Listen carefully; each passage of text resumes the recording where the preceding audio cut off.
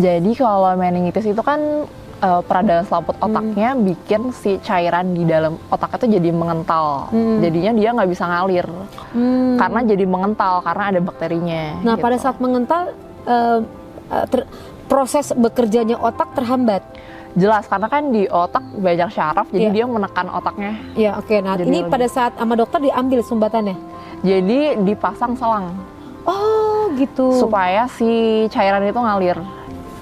Si selangnya tuh bener-bener nggak berasa apa-apa, cuman pas awal-awal aja dipasang selang kayak aku ngerasa ada, jadi kan selangnya nggak dari sini ke bawah ke perut. Ini selang ada, jadi aku kalau di ronsen ada kayak pakai headset gitu, kayak panjang gitu selangnya gitu. Jadi pas momen-momen awal cuman kerasa kayak ada cairan dibuang aja ke perut, kayak panas perutku tuh rasanya. Ibu bantu aku sholat, aku inget kayak padahal aku cuman diem doang sih, kayak ibu cuman ngelus-ngelus tangan, ngelus-ngelus kepala kayak gitu. Terus kayak aku inget aduh jadi sedih.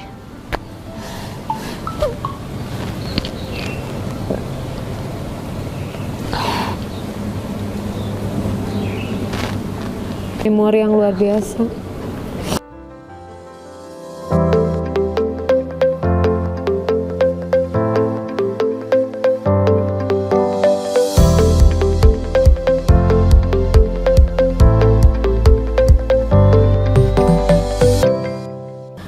Bapak, tadi kan kita sudah mendengar ya bagaimana kisahnya seorang anak yang menceritakan rasa sakit. Kalau anak bercerita rasa sakit, itu jauh lebih sakit adalah ayahnya mungkin sebagai penjaganya. Nah, Bapak ada di situ di momen-momen itu, bisa ceritain nggak Pak? Begitu tahu Bapak bawa ke rumah sakit, lalu apa yang terjadi sampai detik sekarang ini?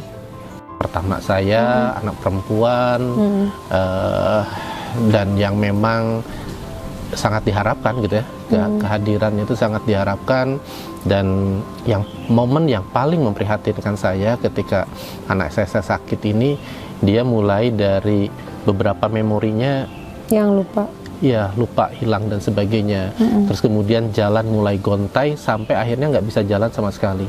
Itu berapa hari sih Pak dari minggu, sekitar 2 proses minggu. dari yang jalannya A sampai nggak bisa jalan sama sekali? Itu 2 minggu. Awalnya dari keluhan-keluhan sakit di tengkuk, terus kemudian cerita, Mbak kok kenapa ya, dibilang sama teman-teman kok bicaranya aneh, bicaranya ngawur dan sebagainya. Saya pikir sakit tengkuk, ya sudah saya kasih kontrapen dan sebagainya. Saya pikir karena salah posisi tidur dan sebagainya. Tapi ternyata nggak sembuh-sembuh seperti itu. Momen yang paling bikin saya nangis itu adalah ketika anak saya nggak bisa membedakan jumlah rokaat maghrib dan isya, mana yang 3, mana yang 4. Ya Allah, itu yang luar biasa sekali. Ini bahaya.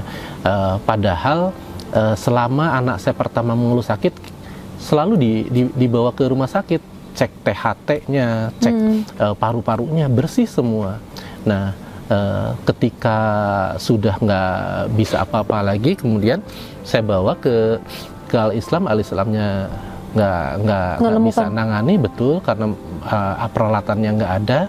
Alternatifnya cuma ke Hasan Sadikin, Boromius sama Santosa, karena di situ yang ada alatnya. Hasan Sadikin yang bisa BPJS tapi penuh, Boromius juga sama, tinggal Santosa. 2014 Santosa itu rumah sakit yang termasuk rumah sakit elit lah dan sebagainya. Tapi saya nggak punya pilihan, saya masukkan ke situ. Anak saya sudah kehilangan fungsi tubuhnya semua. Mata terbuka tapi nggak bisa lihat, nggak bisa menggerakkan dan sebagainya. Nah, di situ saya masih ingat saya bertemu dengan dokter yang luar biasa, Dr. Konrad Pasaribu. Dia langsung memvonis saya, Bapak yang nggak hati-hati kalau ngerokok jangan deket anak-anak dan sebagainya, hingga ini menular nih, karena dia berasumsi ini TB yang dari paru-paru. Ketika kondisi lemah, anak tersebut naik ke otak, selaput otak, hingga menutupi setiap hari itu ada sekitar setengah liter cairan yang diproduksi, bukan didaur ulang tapi diproduksi, kemudian cairan yang lama itu harus dibuang. Nah, anak Bapak nggak bisa membuang cairan tersebut, kan di CT scan ya di situ, nggak bisa membuang cairan tersebut, hingga cairan tersebut numpuk karena anak saya sudah dewasa, tempurungnya sudah keras, cairan tersebut karena makin banyak, jadi ngebalik lagi nyerang ke sel saraf-sarafnya, hingga fungsi tubuhnya hilang semua. Fungsi tubuh melihat, fungsi tubuh mendengar, fungsi tubuh gerak, bahkan kontrol dia untuk buang air saja sudah sudah nggak ada seperti itu. Nah, saya disalahkan waktu itu, bapak ini perokok hingga menularkan ke anak. Akhirnya saya diminta untuk cek paru-paru, saya nggak perokok dok, asbak saja di rumah saya nggak punya dan sebagainya. Tapi dokter nggak percaya. Saya di ronsen, paru-paru saya bersih. Istri bapak mana? Istri bapak di ronsen, istri saya di ronsen, dicek juga paru-parunya bersih dan sebagainya. Akhirnya dokter Konrad itu sampai bilang kalimat yang nggak pernah saya lupakan sampai sekarang. Dia bilang, Tuhan itu berkuasa menempatkan apapun dimanapun. Secara teori ini nggak masuk. Nggak mungkin Pak. karena nggak masuk dari mana. Betul. Gitu kan. Paru-paru anak saya bersih. Paru-paru anak saya bersih, tapi kenapa kok bisa ada TB yang masuk di kepala anak saya? Nah, berarti Tuhan bisa meletakkan sesuatu kapanpun, betul, bisa menarik betul, sesuatu kapanpun. Betul, dan entah apa penyebabnya juga Bisa kita nggak tahu. spontan. Betul, seperti itu. Itu membuktikan ya yang maha Tuhan. kuasa itu siapa dan sebagainya. Itu yang bikin saya merenung. Hingga akhirnya dokter, ya sudah Pak, ini nggak ada cara lagi selain anak bapak mesti dioperasi. Bapak dioperasi dan waktunya 1 kali 24 jam. Harus sekarang Betul, juga. harus sekarang juga. Waktu itu pukul 9. Saya diminta tanda tangan dan waktu itu disampaikan 90% ini nggak akan berhasil. Udah dokternya operasi Iya. disampaikan nggak akan berhasil, Betul. itu luar biasa ya. Apa Bapak rasakan? Saya bingung, dokter yang tahu medis, saya nggak tahu apa-apa lagi. Disampaikan 90% ini nggak akan berhasil. 10% akan berhasil, tapi fungsi tubuh anak bapak akan ada yang hilang. Entah itu kebutaan, entah itu apa di pendengaran, entah itu lumpuh dan sebagainya. Tapi di 10% itu kalaupun sembuh itu yang akan. Nah, kenapa Bapak mengambil keputusan operasi? Saya nggak punya pilihan. Saya ingin berbuat yang terbaik untuk anak saya. Kalaupun ini nanti resikonya akan menjadi hal yang terburuk, saya bertanggung jawab. Kalau saya nggak memilih, itu juga sebuah kekeliruan. Ya. Saya memberanikan diri, bismillah, ya Allah, saya tidak tahu medis, tapi disampaikan oleh dokter, pertimbangannya masih ada harapan 10%. Masih ada harapan sembuh 10%, meskipun 10% tersebut akan memberikan dampak yang luar biasa. Tapi saya bismillah, saya ingin anak saya selamat, apapun kondisinya nanti setelah anak saya diselamatkan, itu anak saya yang harus tetap saya selamatkan. Akhirnya saya tanda tangani itu pernyataan dan segera dioperasi, kepalanya dilubangi, dibor kepalanya hingga cairannya bisa dikeluarkan lewat selang kayak sebesar charger inilah kalau kita ngecas HP sebesar itu masuk. Ini dilubangi, dimasukkan ke bawah kulit sini. Di sini ada dioperasi juga untuk memasang kayak tadi kalau kata Mbak Salma itu seperti kayak klep gitu. Ini fungsinya untuk memompa ketika cairannya nggak bisa lancar keluar, karena awal-awal itu cairannya emang nggak keluar gitu, nggak keluar karena kekentalannya itu dan banyaknya itu nggak keluar seperti itu. Ini mesti dipompa di sini dan dibuangnya ke perut. Makanya kalau Salma mengatakan ada rasa hangat kalau dipompa gitu, itu memang cairannya dibuang ke perut. Dan saya awalnya juga nggak berani mompanya karena ketakutan. Anak saya tuh kalau dipompa gini mungkin nggak merasa sakit, tapi dia ngeringis gitu loh. Itu kan, ini seperti apa? Tapi yang bikin saya tetap memompanya karena dia mengatakan kalau sudah dipompa lebih enak, lebih plong kepalanya dan sebagainya. Hingga ketika di rumah sakit 10 hari pertama, ruangan apa saya nggak tahu, kalau di rumah sakit Santosa itu paling ujung, dan itu untuk masuk ke ruangan itu berlapis-lapis pintunya. CU atau apa saya lupa ininya, tapi yang paling ujung di ruang ICU-nya itu seperti itu. Nah,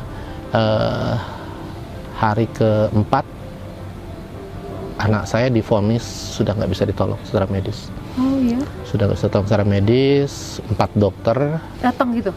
Datang ke saya. Itu pada saat Salma lagi kondisinya koma. Iya, jadi 10 hari pertama itu, 10 hari pertama di HCCU itu, dan 4 harinya, yang hari keempatnya, jadi ya Allah, selama 10 hari pertama itu kan saya nunggu di ruang tunggunya gitu, bersama tamu-tamu yang lainnya, bersama penunggu pasien yang lainnya. Bisa kebayang Mbak, setiap jam 11 malam itu selalu ada pengumuman.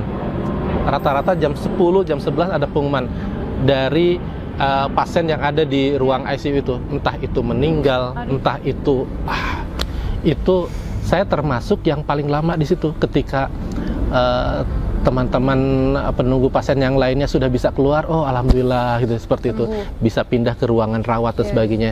Saya yang cukup paling lama di situ 10 hari di situ, dan hari keempat divonis, saya dipanggil 4 orang dokter itu, yang 3 nangis, saya tarik. Dokternya? Iya.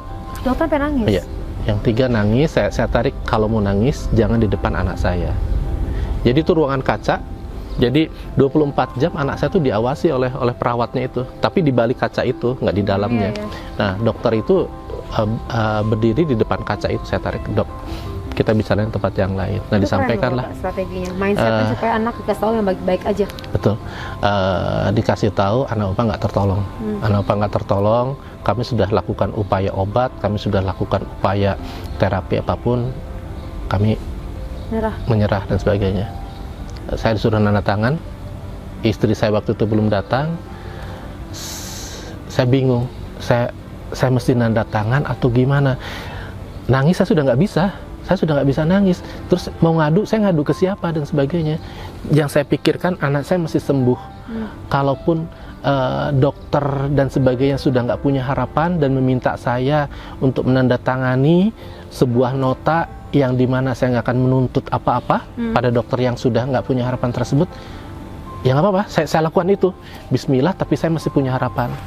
Sebelum menandatangan, saya sampaikan waktu itu ke dokter, dok, izinkan saya, kalau secara medis sudah nggak bisa dilakukan, izinkan saya untuk melakukan paling tidak 3 hal. Yang pertama, izinkan saya untuk masuk bukan hanya di waktu zuhur saja, tapi saya izinkan untuk masuk di setiap 5 waktu sholat. Saya menyadari waktu itu, ini anak saya nggak akan lama lagi. Nah, saya ingin di sisa-sisa waktunya, entah kapan gitu, dia dipanggil oleh Allah, saya ingin dia tetap bisa menjaga sholatnya. Meskipun ketika dia dibantu sholat, dia nggak ngerespon. Responnya cuma air mata saja yang keluar, nggak ada gerakan apapun, nggak ada suara apapun. Alhamdulillah saya diizinkan 5 waktu sholat termasuk subuh, saya dibolehkan untuk masuk ruangan. Terus kemudian kedua, dok, saya ingin ketika anak saya dipanggil oleh Allah, saya meyakini ketika dipanggil Allah itu setiap manusia itu akan disadarkan dulu. Nah, saya ingin ketika dia dipanggil Allah, dia sedang mendengar suara-suara Al-Quran. Izinkan saya pasang speaker 24 jam, Murotal Al-Quran dipasang di sebelah anak saya, seperti itu. Terus kemudian permintaan ketiga, izinkan saya untuk tidak menunggunya di ruang tunggu, tapi izinkan saya untuk menunggunya di selasar, di balik kaca.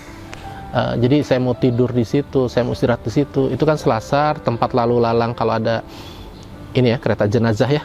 Itu di situ juga saya tahu persis.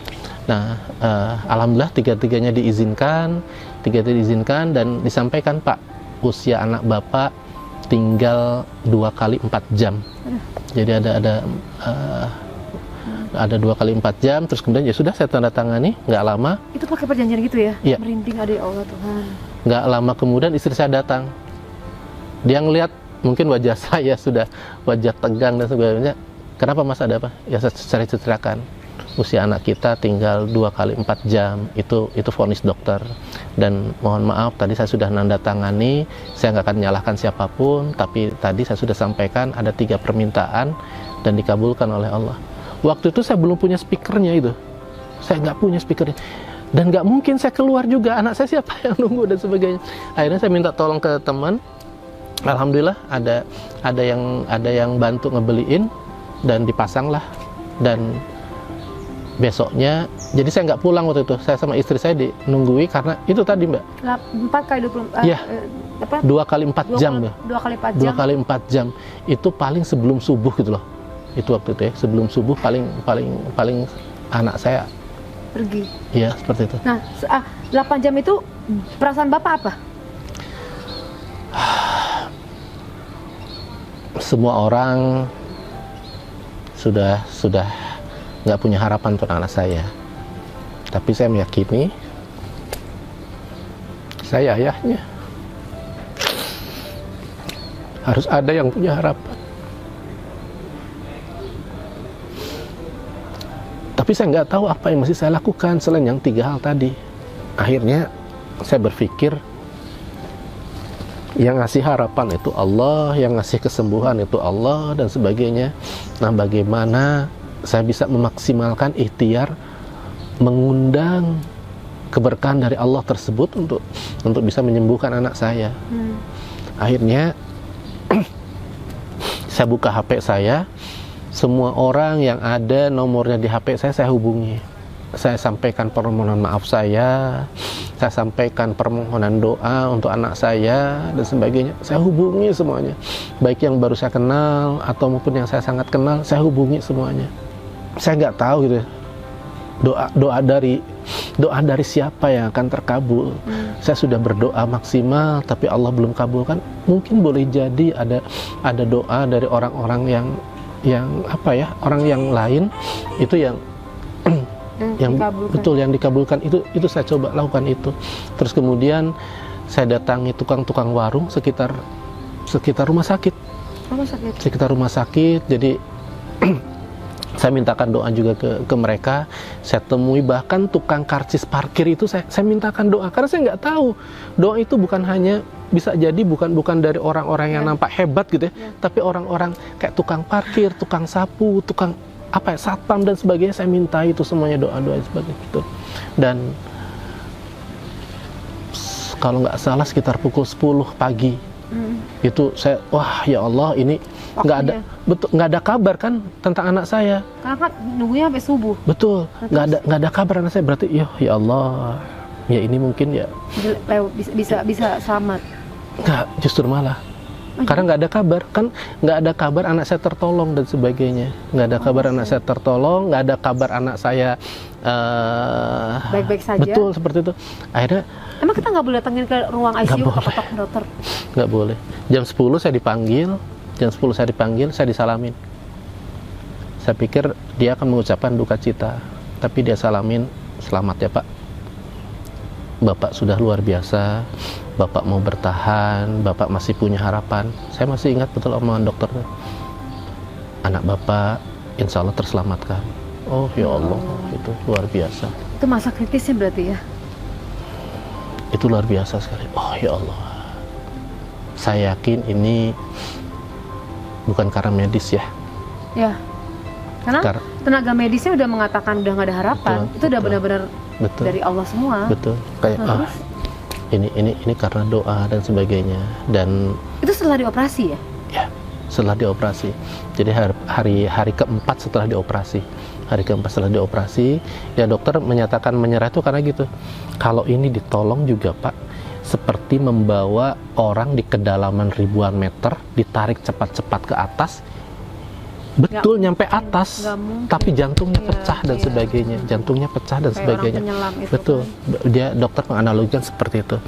Mungkin alat yang dipasang itu diterima sama tubuhnya. Sepertinya, seperti itu. Itu resiko yang dihadapin pada saat memasukkan selang tadi ya?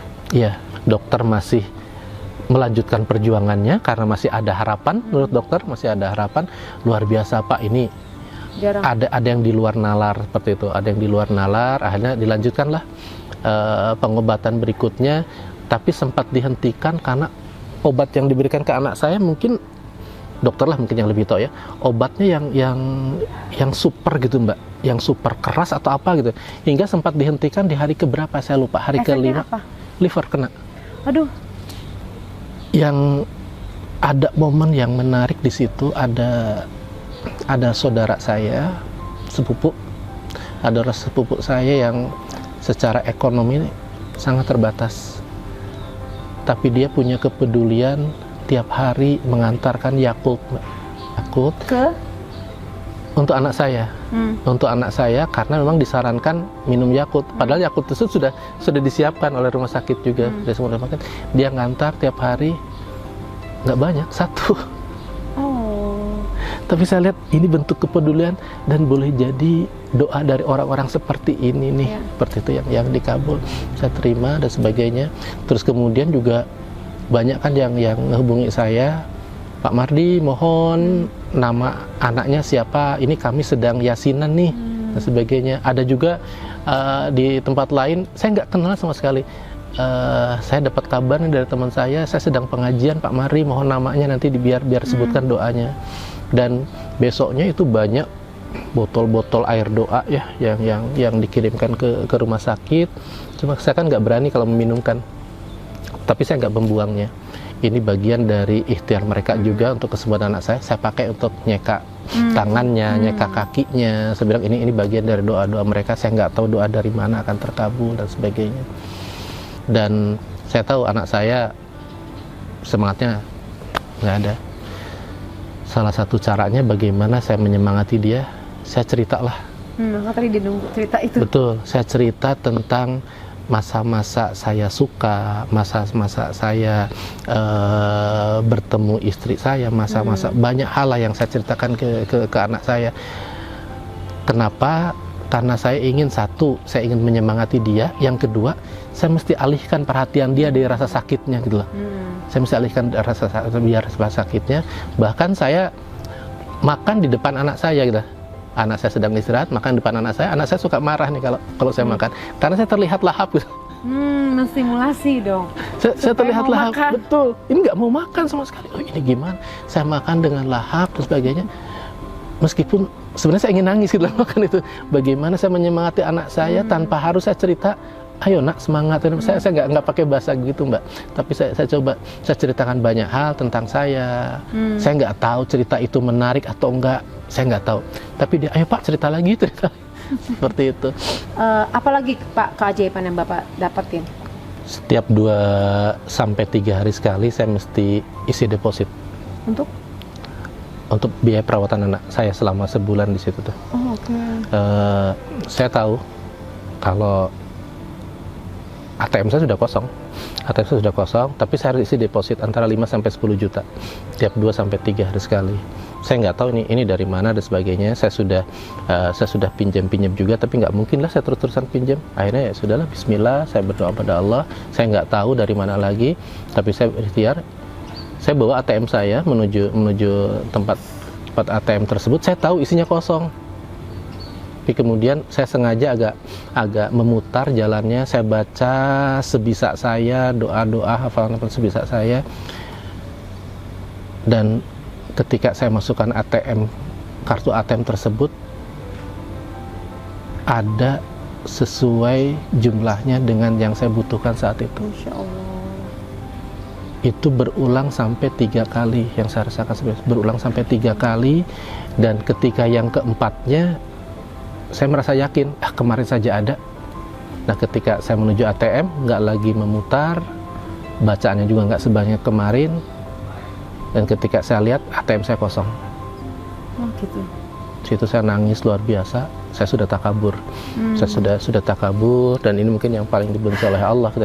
Kemudian saya balik lagi ke kamar sambil nangis gitu. Tapi anak saya waktu itu sedang tidur. Jadi nggak tahu saya nangis. Saya udahlah, saya beres-beresin. Ada biskuit, ada apa yang dari teman-teman yang nengok, udah saya bagikan dan sebagainya. Terus kemudian saya bagikan ke OB, saya bagikan ke satpam, dan biskuit-biskuit tersebut. Terus kemudian saya balik lagi ke kamar. Saya beres-beres lagi. Lah ini kenapa masih ada biskuit dibungkus koran waktu itu? Dibungkus koran, biskuitnya ya sudahlah, saya beresin dulu, nanti biskuitnya mau saya bagiin. Nah udah saya santai, saya ingin tahu ini biskuitnya apa nih. Biasanya rata-rata kan kayak Roma kayak gitu-gitu ya, kayak biskuit-biskuit kayak gitu. Ketika saya buka, itu isinya adalah uang pecahan 20 ribuan sama 50 ribuan. Masya Allah. Persis Merinding aku. sejumlah yang saya nggak diberi lebih Mbak. Tapi saya, luar biasa bersyukur. Dan uangnya pecahan, bukan uang baru. Beberapa yang lecek dan sebagainya. Itu persis seperti uang yang dibutuhkan. Ya, itu yang saya nggak habis pikir. Oh ya Allah, ini berarti kerja Allah banget semuanya ya. Nah, ketika saya sudah habis-habisan, bahkan sampai mohon maaf, kalau PNS kan suka menggadaikan SK-nya gitu ke bank. Nah, saya sudah ke staf saya, tolong deh disiapkan, saya sepertinya harus pinjam ke bank karena saya sudah nggak tahu lagi. Betul, nggak tahu lagi mesti dari mana. Nah ketika saya teruskan gitu, terus kemudian saya bilang ke dokter, dok bisa nggak anak saya pindah ke Hasan Sadikin biar saya agak lebih ringan dan sebagainya. Ke BPJS. Iya, kata dokter, ngapain dipindah? Lebih baik udah bapak bawa pulang ini, sekarang secara medis ini sudah selesai. kalau bapak pindah justru malah bapak yang akan kena. Karena di rumah sakit suasananya bukan suasana sehat dan sebagainya. Bapak yang kena, anak bapak belum sembuh, malah bapak yang kena. Udah Pak, bawa saja anak bapak pulang, pertemukan dengan adik-adiknya, pertemukan dengan omnya, pertemukan dengan teman-temannya, pertemukan dengan siapapun yang dia maui dan sebagainya. Seperti itu. Pertemukan dengan siapapun yang dia maui. Ya udahlah, kita telateni, dipompa sini, dipijitin, sampai saya masih ingat ikut pemilu ya Mbak ya. Ikut pemilu saya hantar sampai biliknya itu. Masa sih? Betul. Bapak sangat nasionalis sekali ya. Sama istri saya hantar sampai biliknya, sampai dia mencoblos, dan adanya juga ikut. Kan harusnya nggak orang sakit nggak, kalau nggak apa-apa juga kan? Tapi ikut pemilu itu bagian dari hiburan untuk dia. Oh, oke.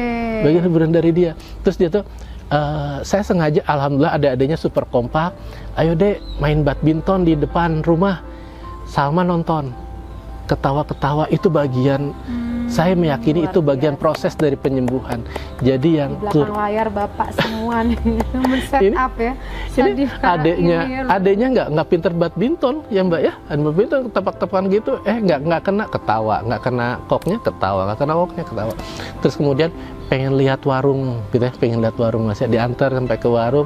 Sudah sampai warung nggak jajan, baik lagi hayu, baik lagi dan sebagainya. Terus kangen. Betul, pengen ke sekolah, ya sudah diantar ke sekolah.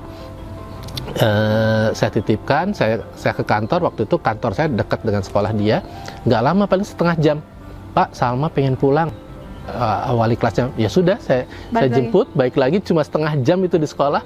Itu hampir tiap hari begitu, tiap hari begitu. Akhirnya mengalami progres ya. Betul, progres, karena saya melihat ini, ya itulah yang menyembuhkan ya, perhatian, doa dan sebagainya. Nah, apa yang Bapak ingin sampaikan nih kepada dari peristiwa ini, atas hikmah yang Bapak terima?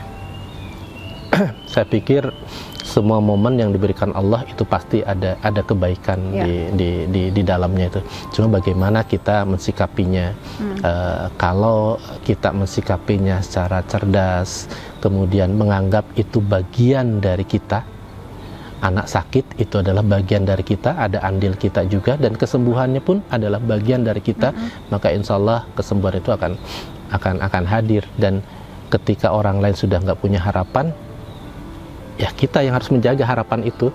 Sebagai ayah. Betul, kita yang harus menjaga harapan itu. Dan bagaimana saya menumbuhkan harapan itu, hingga saya menyampaikan pesan ke anak saya, Mbak, pecahnya batu itu bukan karena pukulan pertama dan pukulan terakhir, tapi pecahnya batu adalah karena pukulan pertama hingga yang terakhir.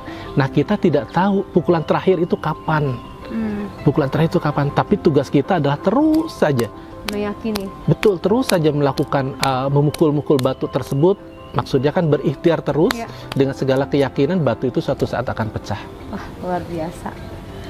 Wah, terima kasih nih Pak. Nasihat Bapak untuk orang tua, masukan buat orang tua pada saat apabila ada masalah dengan anaknya sebaiknya seperti apa? Hadir, dan bantu untuk bantu untuk bangkit, karena bisa jadi dia nggak butuhkan apapun dari kita, tapi ketika dia melihat kita hadir, ketika dia melihat kita tetap mempunyai harapan, dia akan sembuh. Demikian guys, terima kasih udah menjadi bapak yang hebat buat anak bapak. Banyak orang yang mungkin mengaku ya sebagai ayah ya. Cuman hanya special guys atau special man yang bisa menjadi bapak untuk anaknya, yaitu bapak. Terima kasih kisahnya, semoga menginspirasi untuk para ayah semuanya, bagaimana selayaknya bersikap terhadap anaknya, dan juga ketangguhan bapak untuk meyakini namanya qadar dari Allah ya, takdir dari Allah, dan bagaimana bisa tawakal menerima takdir tersebut dan meyakini bahwa Allah selalu ada dan bekerja dalam kondisi apapun. Insyaallah. Insyaallah ya. Terima kasih Pak, dan silakan kasih komen di bawah ini, kisahnya sangat luar biasa. Semoga menginspirasi untuk kita semuanya dan tidak pernah menyerah dengan kondisi apapun, karena harapan selalu ada. Wassalamualaikum warahmatullahi wabarakatuh. Bye-bye. Waalaikumsalam warahmatullahi wabarakatuh.